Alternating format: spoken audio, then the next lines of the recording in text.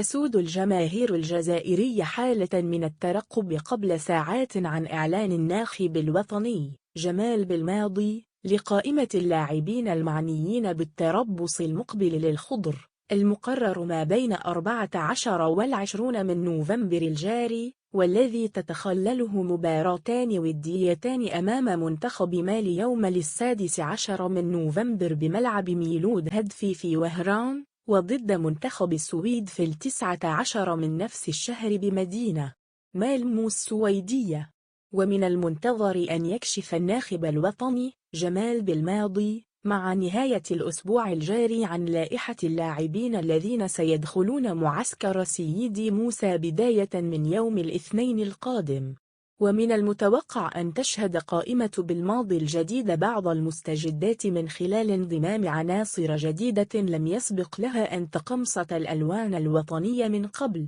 وربما سيكون الثنائي الفرانكو جزائري حسام عوار وريان آية نور مفاجأة تربص نوفمبر، بعد أن تناولت وسائل إعلامية في الفترة الماضية أخبارا كثيرة حول حسم اللاعبين لمستقبلهم الدولي بتغيير جنسيتهم الرياضية من الفرنسية إلى الجزائرية وفقا لما يسمح به قانون البهامس الصادر في 2009، الذي يتيح الفرصة لكل اللاعبين الذين يملكون جنسيات متعددة تغيير جنسيتهم الرياضية للعب في منتخبات بلدهم الأصلي.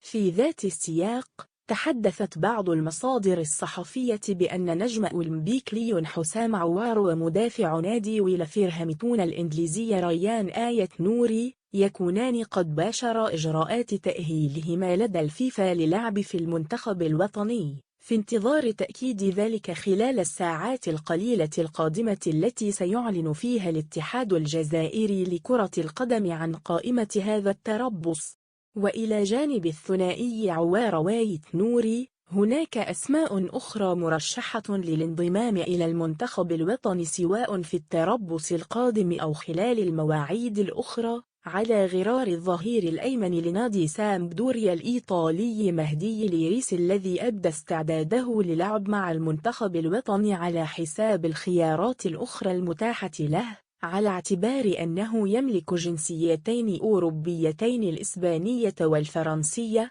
لكنه أفصح بأن قلبه يخفق للجزائر الذي يربطه بها رابط قوي وهي والدته الجزائرية.